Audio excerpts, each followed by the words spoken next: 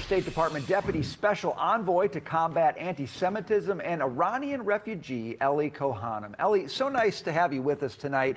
Lots to talk about with Iran. What do you make of the latest reporting that things just aren't getting done, despite maybe what Iran is saying about more technical talks or something? Brian, it's good to be with you. And I think what we're seeing is a split screen from the talks today. The Iranians are painting this rosy picture about how great the talks went because it's in their best interest to drag out negotiations. They're masters at that.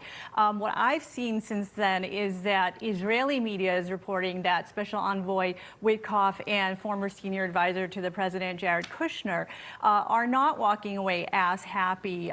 They seem to have said that they're disappointed from the talks.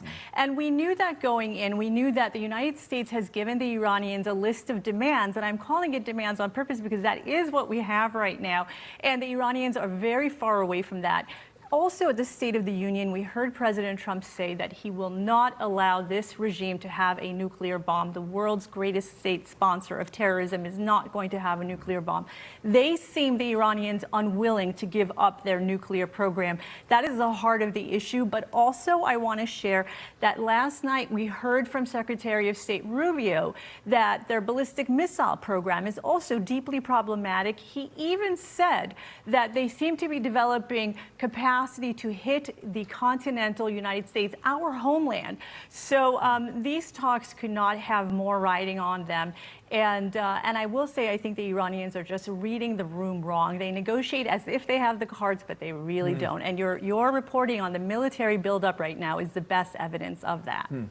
Talk about Iran's financial picture, though, because during the Biden administration, Iranian oil exports, especially to China, its biggest buyer, soared. And it was billions upon billions of dollars going into Iran's coffers to fund terrorism.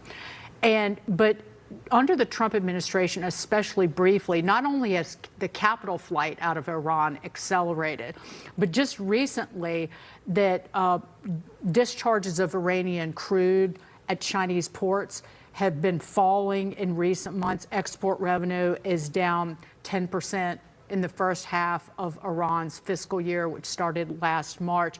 There is significant pressure, not just on oil exports, especially to China, but also on what Iran can charge for it's always a discount, but now it's at least like a $10 to $12 per barrel discount.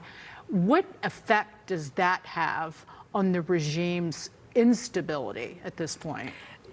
Dagan, this is such an important conversation about Iranian oil. So a couple of points that you're raising.